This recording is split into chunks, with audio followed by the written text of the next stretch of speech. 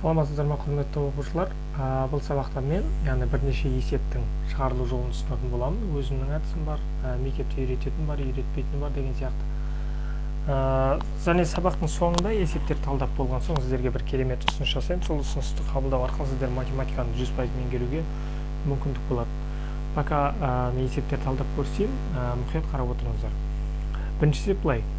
Тест кітапшаларында көбінесе бірінші, екінші есептер примерно осындай келеді.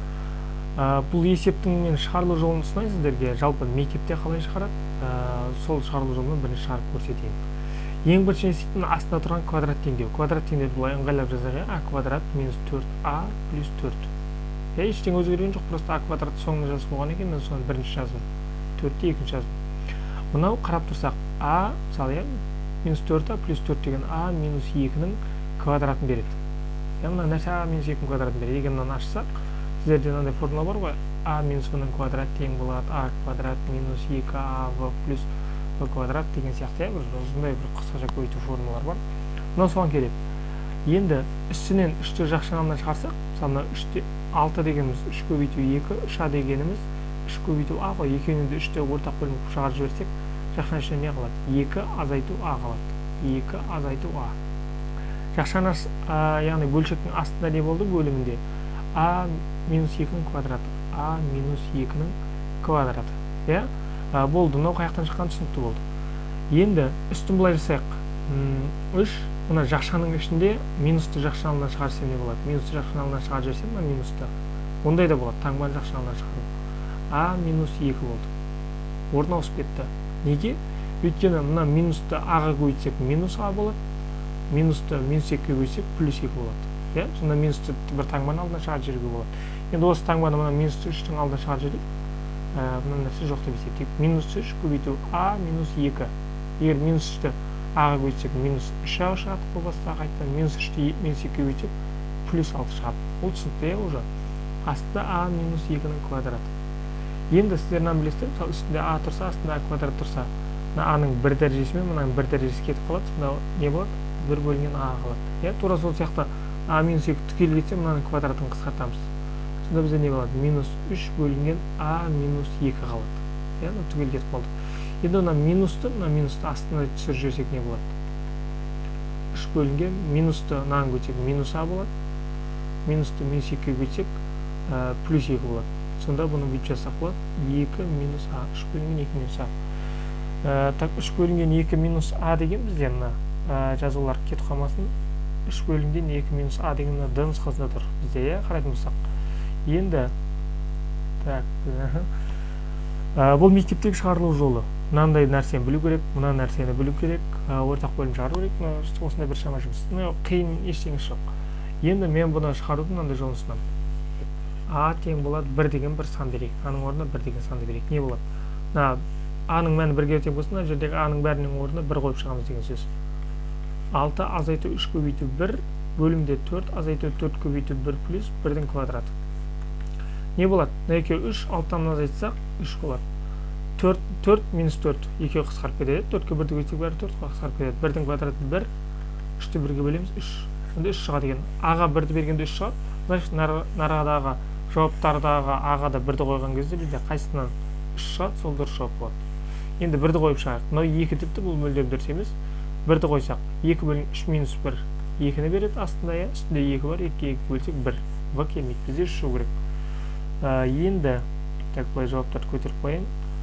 Мұнда 1-ді берсек, астына 1 берсек 2-ге қосылса 3, үстінде 1 қалады. 1 бөлінген 3, а бізде 3 шығу керек. Бұл да дұрыс емес. Нараға 1-ді қояйық. 2 азайту 1 қанша болады? 1 болады. Үстінде 3 бар, 3-ті 1-ге бөлеміз 3. Яғни д жауабына 1-ді қойған кезде бізде 3 шығады екен. Жаңада д жауабы шыққан болатын. Бұл оңай. Көрдік қояды, 1-ді бересіз, шығасыз, оңай. Бұл оңай жол деп аталады. Алдындағы біз шығарған жол ол есептің нағыз шығарылу жолы. Енді бұл есепті талдап біттік, енді келесі есепке көшейік. Келесі есеп былай. Бұл жерде былай теңдеудің ең оңай жолы негізі сіздер тест тапсырып болғандықтан мына жауаптарды алып x-тардың орнына қоя берсеңіз болады. Өте оңай. Y-ге x болады, сол орындарына қойып шығара беруге болады. Мен шығарылу жолын түсініп көрсетейін. Не болмаса нақты қалай түсіндіру керек екенін көрсетейін. Жалпы модульдің не екенін түсінсеңіз болды. мынандай модульдік теңдеу берілген кезде бос теңдеуді сол күйге көшіріп жазамыз. 5х минус 3 тең болады 2. Тек мына тік жақшаны тастаймыз, модуль ғой.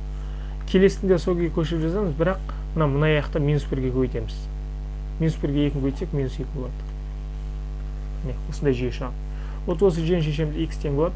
Минус 3 мында өтеді, 2-ге қосылып 5 болады. Ол 5 мында 5-ге бөлінеді, 1 болады. Мына жерде астынан неше шығады? Минус 3 мында минус 2-ның қасына өтсе плюс 3 болады. Яқта неше болады? 2-ні плюс 1 пайда болады. Мына 5 плюс 1-дің астына барып бөлінсе, так, 1 бөлінген 5 болады. А 1 бөлінген 5-ті ондық бөлшекпен 0,2 дейміз. Так, 1-ден 0,2 деген жауап бізде А нұсқасында тұрған, мынада минус 2. А нұсқасында тұрған жауап дұрыс. Яғни модуль теңдеулерді шешудің оңай жолы деп айтуға келмейді, әрине ол. Мынау и так өзі оңай жол. Осы оңай жолмен осылай шешіп жіберуге болады. Не болмаса жауаптарды қою. Жауаптарды қоюды сіз өзіңіз білесіз. Мысалы 1-ді қоямын. Модульдің астынан әрқашан оңса жатыр, минус 6 тұрса, одан 6 шығады деп есептейміз. Мысалға 2 минус 3 тұрса неше болады? 2-ден 3 азайтсақ минус 1 болады, минус 1-ден плюс 1 шығады. Дәл солай. 1-ді қоясыз, 5 көйту 1 5, 5-ден 3 азайтсақ қанша болады? 2 болады. 2 тең 2 дейді. Мыяқта 2 тұр ғой. Бұл дұрыс. 0,2-ні қоясыз.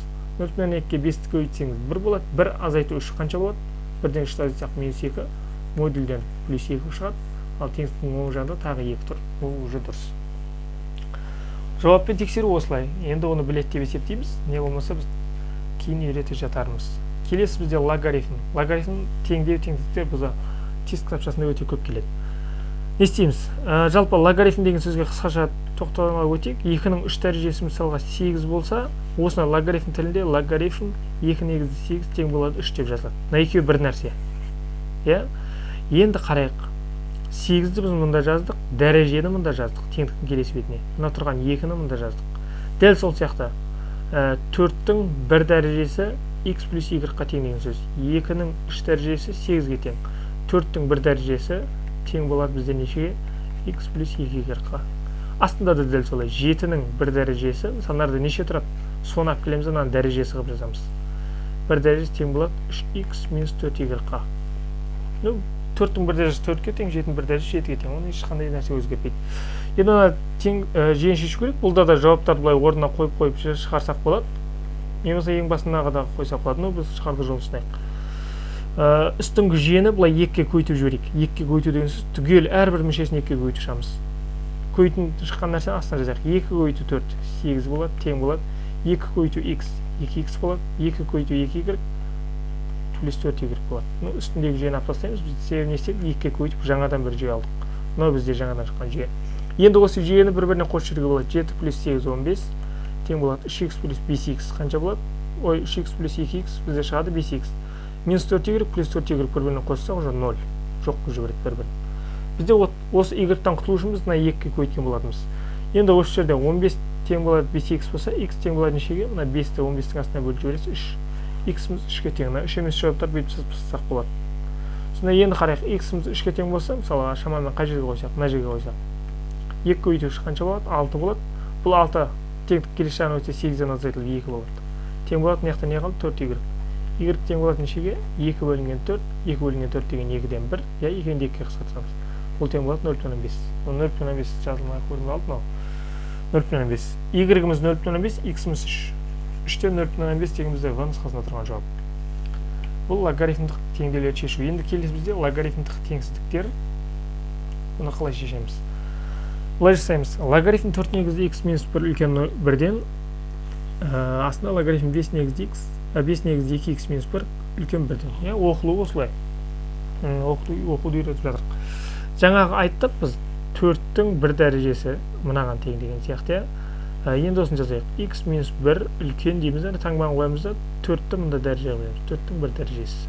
Астында дәл солай 2x минус 1 үлкен 5-тің 1 дәрежесі. Енді мынандай нәрсе бар. Мысалға 2-ның қандай дәрежесі тең болады 0-ге? Осы сізде сұрақ. Анықталу облысы деген тақырып бар. Ол тақырыпта бөліп өтуіміз керек негізі былай. 2-ның минус 2 дәрежесі ол 1 бөлінген 4. 2-ның плюс 2 дәрежесі ол уже 4. 2-ның 3 дәрежесі 8. 2-ның минус 3 дәрежесі ол минус 1 бөлінген 8. Яғни 1 бөлінген деп бетіп кете береді, бірақ ол ешқашан 0-ге тең болмайды екен. Ал плюс болса, ол кезде артып кетеді. 8, 9, 10, 100 деп квадраттап атады. ешқандай санның дәрежесі 2-нің ешқандай дәрежесі мысалы 0-ге тең емес. 2-нің -2 дәрежесі деген сөз 1 бөлінген 4 ол 0-ге тең емес болса, онда тіпті 0-ден де кішкентай емес ол. Сонда бізде мынарда шығатын сан x - 1 үлкен болу керек 0-ден болды. Тең болмау керек, 0-ден кіші болмау керек. Дәл солай 2x - 1 үлкен болу керек 0-ден. Енді бұның бәрін не үшін айттым? Себебі анықталу облысы деген бар, логарифмнің анықталу облысы, яғни x-тің қабылдай алатын мәндері. Ол бөлек тақырып, айта берсек көп. Мен тек бұл жерде x - 1, яғни мына жерде тұрған санды не үшін үлкен 0-ден деп тағы бір теңсіздік құрастырдым. Бұл сол үшін. Сіз мұны логарифмде міндетті түрде жазып отырасыз. Нарда тұрған санды не болса өрнекті үлкен 0-ден деп аласыз. Әрқашан алып отырасыз. Себебі мынаны ұмытып кетіп, мына екеуін шешсеңіз бір жауап шығады, бірақ ол дұрыс емес деп келуі мүмкін, дұрыс вариантта. Енді бізде түсінікті, яғни есептің шығарылу жолына қатысы жоқ жайлерді мен қырқып тастайын. Бұлай, ары қарай мына жүйені шешу оңай уже. X үлкен, -1 мында өтсе 4-ке қосылып 5 болады. X үлкен, так, -1 5-ке қосылса 6 болады, мына 2-ке бөлінсе 3 болады. X үлкен, -1 мында өтсе +1 болады.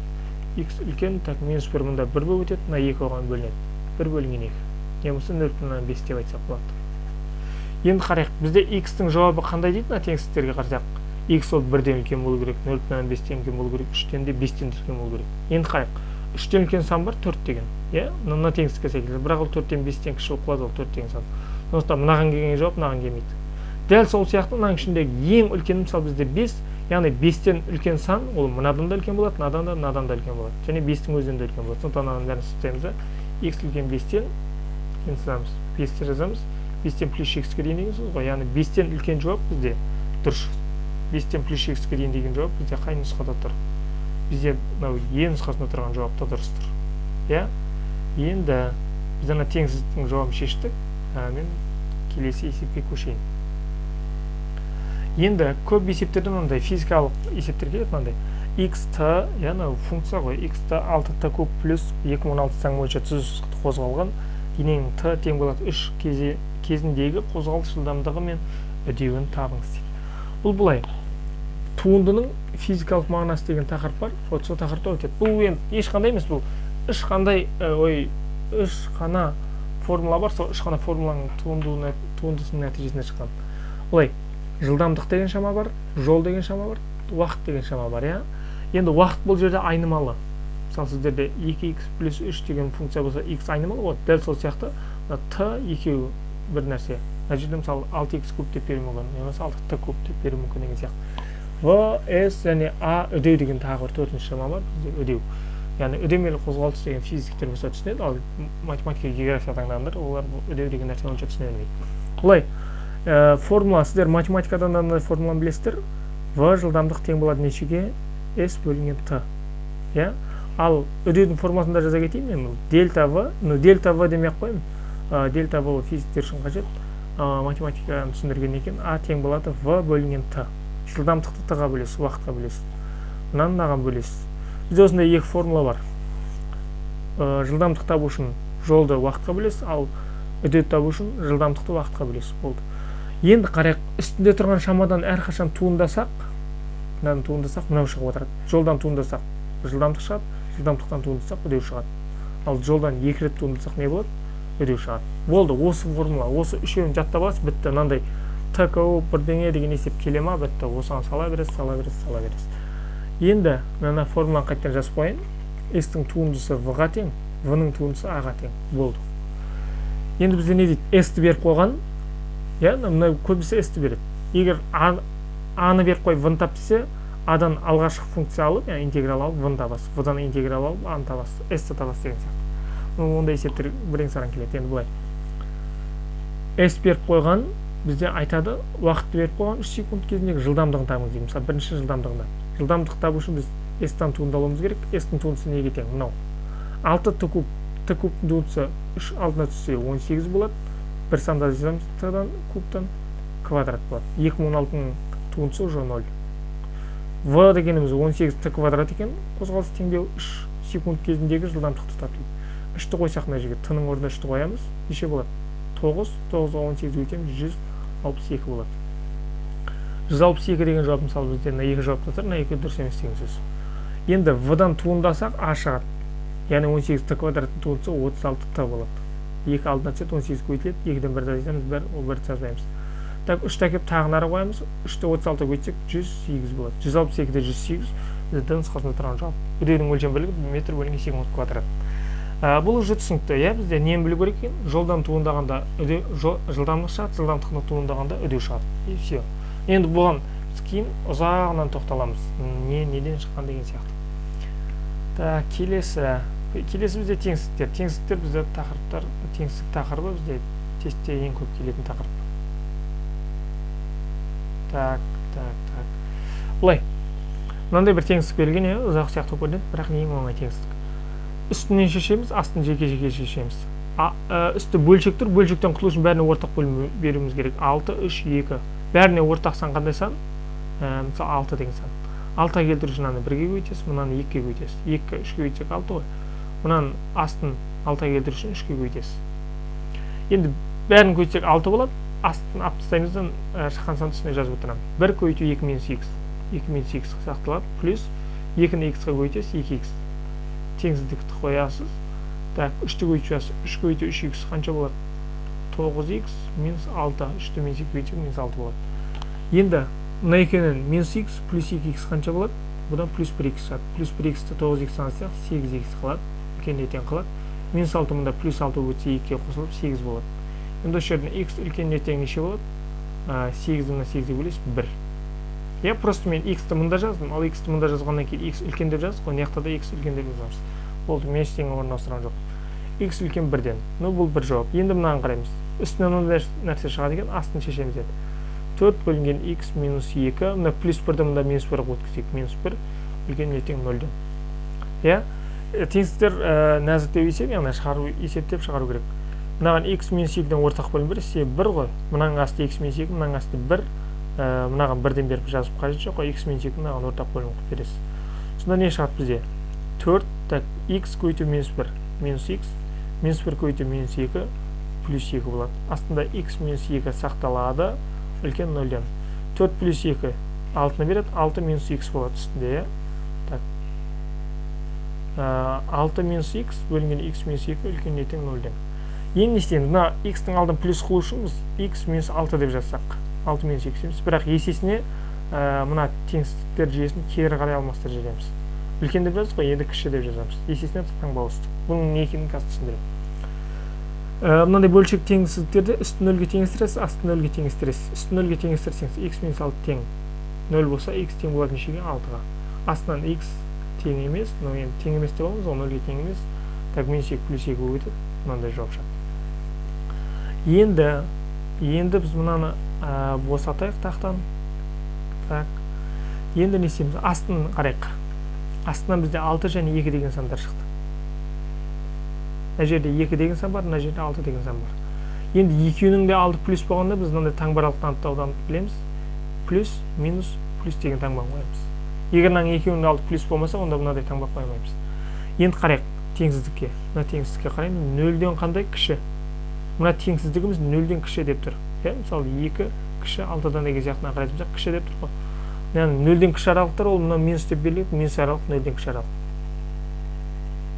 Минус аралықты қоямыз. Бұл астыңғы теңсіздіктің жауабы. Үстіңгі теңсіздікте не шықты бізде? X үлкен 1-ден. 1 деген сан бар ма? 2-ден кішкенде жақта. 1-ден үлкеніне тең дейді. Оны қоямыз. Бізде 2 теңсіздік бар ғой. 2 теңсіздіктен 2 рет қиылысқан жер бізде есептің жауабы. Бізде 2 рет қиылысқан жер мынау. 2 мен 6. Енді x-на 2-ні нара қойсақ, 2 минус 2 тең болады 0-ге, ал бөлшектің бөлімі ешқашан 0-ге тең болмауы керек, сондықтан 2-ні қоймаймыз. 2-ге жай жақша қоямыз, жауапқа кірмейтіндерге жай жақша. 6 бізде үстінен шықты, астында тең бар. Мына теңі бар болғаннан кейін 6-ға тік жақша қоямыз. 2-де 6-ға дейін деген бізде в нұсқасында тұрған жауап. Енді бізде келесі қандай есеп берілді? Келесі бізде мынандай көрсеткіш дәрежеге қатысты. Мынандай нәрсе бар. 2-нің x дәрежесі тең болады, 2-нің 3 дәрежесіне десек, мына екенің қысқартып жіберіп x тең болады, 3 деп жазсақ болады. Астындағы сандар 1-де болған кезде дәрежелерін теңестіре саламыз, ол болады. Енді a-ның 0 дәрежесі 1-ге тең деген бізде не нәрсе бар ғой? A деген кез келген сан. Яғни мен мына 1-дің орнын мен 9 бөлінген 4-тің 0 дәрежесі деп жазсам болады. Ол да 1-ге тең болады деген сөз. Кез келген сан болса 9-дан 4-тің нөлдері үстіге тең, ал мен 1-дің орнына мен былай жазғым келіп тұр. 9-дан 4 деп. Осы нөлдері үстіп жазғым келіп тұр. Енді бұны не үшін 9-дан, так, теңсіздіктер. 9-дан 4 деп жаздым. Себебі мына нөлдері үст болды, мынада 9-дан 4, екеуін қысқарта аламын. Сол кезде біз не істейміз? Дәреже көрсеткіштері қалады. Жаңа әдіс бойынша. Енді дәрежесі біріншісінің x квадрат минус 2x бөлінген x квадрат. Мұнда 0 қалды. Енді қарайық, 9 бөлінген 4 деген ол 1-ден кішкентай сан. 0,1 бөле деген сан шығады. Оны білмеймін не екен, бірақ 9-дан 4-тен 9-дан 4 1-ден кіші. Егер 1-ден кіші сандар былай қысқарған кезде неде тұрып, ол кезде теңсіздік кері қарай ауысады. Былай қарап тұрған теңсіздік болса былай қарайды. Былай қарап тұрған болса былай қарайды деген сияқты. Енді кез келген жағына қарай ауысады. Тек қарамағыз. Мысалы бізде былай қарап тұрғая, осы керісінше ауысады, 0-ден үлкен болады. Осы теңсіздік шешеміз. Үстінен x-ті жақ жағына шығарсақ, x минус 2 қалады, астында x квадрат, үлкеніне тең 0-ден. X квадраттан x-ті қысқарады, сонда бізде қалатын x минус 2 бөлінген x кішіне тең 0-ден. Үстін 0-ге теңестірсек 2 шығады, астын 0-ге теңестірсек x тең 0. Сонда 0 және 2 деген жауап. Бізде x-тардың алды плюс, мұның да алды плюс. Сондықтан, так. Мен планшетім қазір қылып кетті. Енді мынаның екеуінде алды плюс, сондықтан біз мынандай жүйе жазамыз да, бізде екі жауап шықты ғой, 2 және 0. 0 және 2-ні саламыз, плюс, минус, плюс. Енді плюс 2-ні таңбасын алды плюс болғаннан кейін қараймыз, енді мынау 0-ден кіші. 0-ден кіші сан болса, онда ол минус сан деген сөз, мына минус аралықты қоямыз. Енді 0-ді астына қоймаймыз ғой. Так, сонда 0-ге жай жақша, 2-ге тік жақша қоямыз. 0-де 2-ге дейін деген жауап бізде дұрыс. Енді бұл түсінікті болған шығар, мысалы мынадан бір санды алып қоюға болады, енді мүмкін енді әрқалай әртүрлі. Енді бізде берілген есептер. Так, бізде берілген есептер уже бітті. Енді мен жаңа айттым сіздерге, так, бірнеше есептер шығарып көрсеттім, 5-6 есеп. Менің шығарылу есептерді қалай шығаратынын мен түсінікті болған шығар. Бұл жерде біз мән беретін нәрсе әртүрлі тақырыптан алдық. Мысалы, мынау біріншісі дәреже деген тақырып, мынау модульдік теңдеулер, мынау логарифмдік теңдеулер жүйесі, мынау теңсіздіктер жүйесі логарифмдік. Мұнда туындының физикалық мағынасы, мұнда қарапайым теңсіздіктер, мұнда көрсеткіштік дәрежелі теңсіздіктер деген сияқты тақырыптарды алдық. Әрқайсысы әртүрлі. Енді мен жаңа айттым, сабақтың соңында мен сіздерге ұсынамын деп. Бұлай. Біз бір айлық математика курсын жасадық. Бір айдың ішінде оқушыға 30-35 балдан асыруға мүмкіндік. Мысалы, сіз 10 или 20 балл екінің арасында алып жүрген болсаңыз, мысалға 10 балдан жоғары, 20 балдан төмен алып жүрген болсаңыз, мысалға сізге бір айдың ішінде, бір айда математикадан 30-35 балдан асыруға мүмкіндік жасайтын курс жасадық. Ол үшін оны қалай үйретеміз, ол қалай болады деген сұраққа осы жерде жауап береміз. Қарайық. Мұнда біз математиканы көрсетсем 14 тақырыпқа бөлдік тура. Қарайық, біріншісі дәреже. Дәреже дегенге сіз тек дәреже деп ойлап қалмаңыз. Қысқаша көбейтіп формулалар, жаңағы біз бірінші шығарған есеп, соған қатысты есептердің бәрі осының ішіне кетеді. Одан кейін теңдеулер. Теңдеулер деген тақырыпта сіз қарапайым теңдеулер, модульдік, көрсеткіштік, квадраттық теңдеулер, түбірасты, тағы қандай теңдеулер бар, соның бәрін түсіндіреміз. Үшінші тақырып бізде теңсіздіктер, қарапайым теңсіздік, модульдік теңсіздік, тура теңдеудің теңсіздік түрлері болады. Келесі тақырып бізде тригонометрия. Тригонометриялық теңдеулер бар, теңсіздік өрнектер. Төртінші тақырыпта дәл осылай өтеміз біз. Логарифмдік өрнектер, прогрессия, туынды, интеграл, функцияның графигі және оның қасиеттері, функцияның кризистік нүктелері деген бар, экстремум нүктелері, өсу кему аралықтары, айта берсек көп негізгі тақырыптар. Бірақ бұның барлығы қысқа-қысқа. Келесі функция. Функцияның өзгеру облыстары, анықталу облысы, мәндер облысы, мәндер жиыны деген нәрселер бар. Оның өзін бір тақырыпқа арнадық, 10-шы тақырып. Бізде 11-ші тақырып мәтіндік есептер. Келеді ғой, текст түрінде берілетін есептер, мәселе есептер деп айтады. Мәтіндік есептерге арнап, мәтіндік есептер бөлек тақырып. Одан кейін вектор. Вектор бізде геометрия бөліміне кіреді, но просто векторды біз бөлек алып қарастырдық. Вектор, бұл да есептер көп келетін тақырып. Міндетті түрде есеп келеді. Одан кейін 12 тақырып болды ғой, қарайтынсақ. Дәреже дегендер ол 5-6 сыныптың есеп класстар. Бірақ бұдан да тесттің бас жағында, кітапшаның бас жағында есептер келеді ғой, 1-2 есеп болса да. Или бұны білмесеңіз, сіз мыналарды шығара алмайсыз деген сияқты. Солай бірінші дәреже оңайынан бастап қарапайым теңдеулер, қарапайым теңсіздіктер, осылай саты бойынша көтерілеміз да, векторлар, мәтіндік функция график дегендер 10-11 сыныптың тақырыптары. Одан кейін геометрияны бөлек арнадық біз. Көптеген оқушыларға қиынға соғады. Геометрия бірақ қиын емес, біз өзіміз оны оңай түсіндіреміз. Себебі неге? Біз геометрияны екі тармаққа бөлдік: планиметрия, стереометрия деп. Планиметрия деген 3 бұрыш, 4 бұрыш, трапеция, ромб, параллелограмм, яғни кеңістікте, тақтада, жазықтықта бейнеленетін заттар. Одан кейін стереометрия, пирамида, көлемін тап, бүйір бетін, одан шар, цилиндр, параллелепипед, куб, дағы осындай нәрселер бар ғой. Кеңістікте бейнеленетін заттар. Ал сіз кеңістікте 3 бұрышты бейнеледі десеңіз, мысалға, ауада тұрып 3 бұрыш. 3 бұрышты сіз тақтаға жаза аласыз, 3 бұрышты параққа жаза аласыз. Парақ, тақта бәрі жазықтық. Сіз ноутбуктың экранына жаза аласыз. А пирамиданы, мысалы, кеңістікте пирамиданы көруге болады. Египетте тұр, сізде модельдер тұр, шар, шарды күнде көріп жүр. Сфера деп айтуға. Жалпы осылай, геометрияны екі тармаққа бөлеміз, оңай. Бірінші планиметрияны өтеміз, одан кейін стереометрия. 14 тақырып. Жалпы математиканы дәл осылай біз 14 тақырыпқа бөлдік. 14 тақырыпта сіз, яғни әрбір тақырыпты меңгеруге 2 күн кетеді. О тақырыптарды қалай меңгересіз? Мен жалпы өзім математиканы осылай 14 тақырыпқа бөлдім, қалып кеткен ештеңе жоқ деп ойлаймын. 14 тақырыпқа бөлдім, әр тақырыпты 2 күнде меңгеріп отырсаңыз, сіз 14-ті 2 өтсек 28. 28 күнде барлық тақырыпты қамтып кетесіз математикадағы. Күнделікті кірісу керек. Күнделікті 1-1,5 сағат жеткілікті кірісуге.